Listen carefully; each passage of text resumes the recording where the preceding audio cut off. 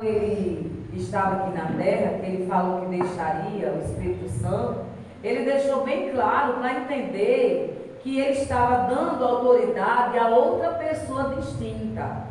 Porque, como eu falei, o Espírito Santo não é uma força geradora, como os testemunhos de Jeová dizem. Eles dizem que o Espírito Santo é uma força, não é, irmãos, ele é uma pessoa, tá certo? É claro que ele, como uma pessoa da parte de Deus, ele nos dá força, nos orienta, nos rejuvenesce, mas ele não é uma força, tá certo? Como uma bomba, como um gerador, de maneira nenhuma. Ele é uma pessoa distinta que habita em nós. Então a natureza do Espírito Santo, como eu falei, né? Ele é eterno, ele é onisciente, onipresente e onipotente. E ele, irmãos, olha só que coisa linda que o Espírito Santo, ele além de nos ensinar, de interceder, de ordenar, também testifica de Cristo, convida a salvação, fala à igreja, ele também revela. O Espírito Santo, a função do Espírito Santo na igreja é algo tão tremendo que no capítulo 12 de 1 Coríntios, quando Paulo passa a falar dos dons espirituais, ele começa falando do Espírito Santo, de uma sabedoria tão tremenda, que é interessante, né? O Espírito Santo, a gente pede dons espirituais, mas o Espírito Santo, ele concede dons de acordo com a necessidade da igreja, ele distribui os dons de acordo com a necessidade, né? Não é assim, eu quero o dom disso, né? Lá mais na frente a gente vai falar sobre os dons espirituais, a manifestação do Espírito Santo, que já é outra coisa também. Mas é importante saber disso, porque eu conheci uma irmã que ela foi baseada no Espírito Santo, e o sonho dela era ter variedade de línguas, né? Ela disse que no aniversário dela, Jesus batizou ela no Espírito Santo, e no aniversário dela concedeu o dom de variedade de línguas. Mas, irmãos, o apóstolo Paulo, ele é muito preciso quando ele diz que é uma bênção línguas estranhas. Mas Paulo diz que quando você fala línguas estranhas, você está edificando a si mesmo.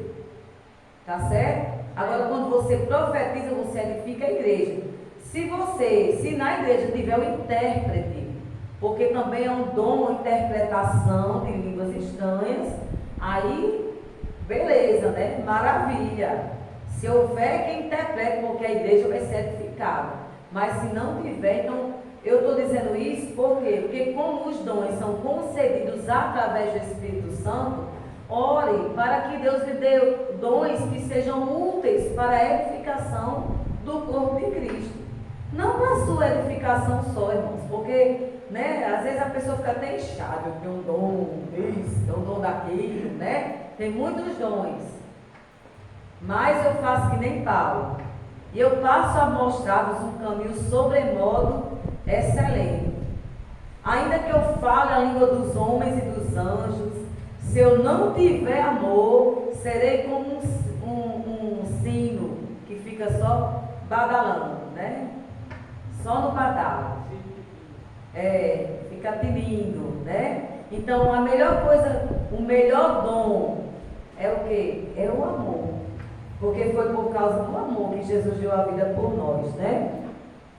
Então vamos lá aqui, eu estou correndo aqui para terminar. Nomes e símbolos do Espírito Santo. Diga aí quem conhece algum dos nomes e dos símbolos do Espírito Santo. O nome, né? Eu vou dizer aqui dos nomes para depois falar dos símbolos, certo?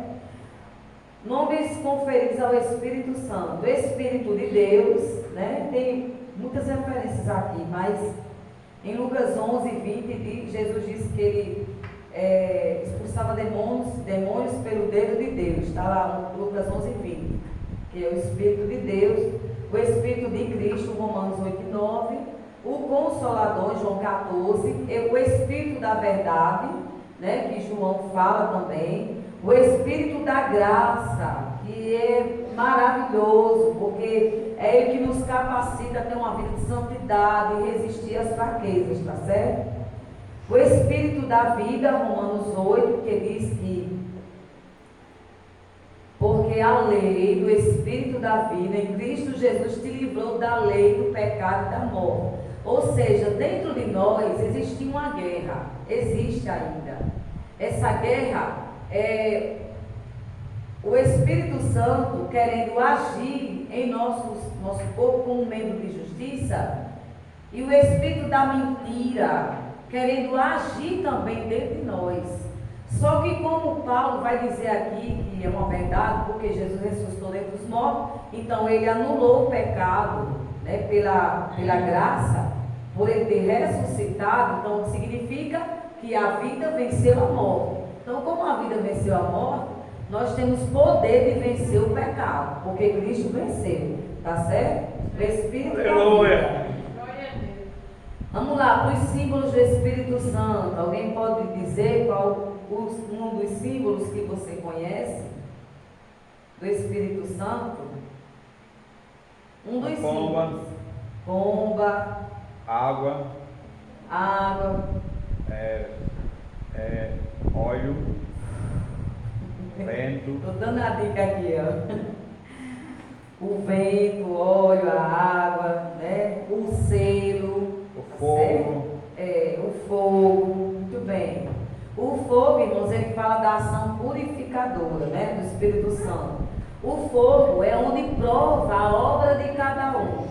Se a nossa obra for madeira, feno e palha, o fogo vai queimar, não vai ficar nada. Mas se a gente estiver edificando na obra de Deus, com pedras preciosas, né? Com ouro, com materiais que são duráveis, o fogo não vai consumir.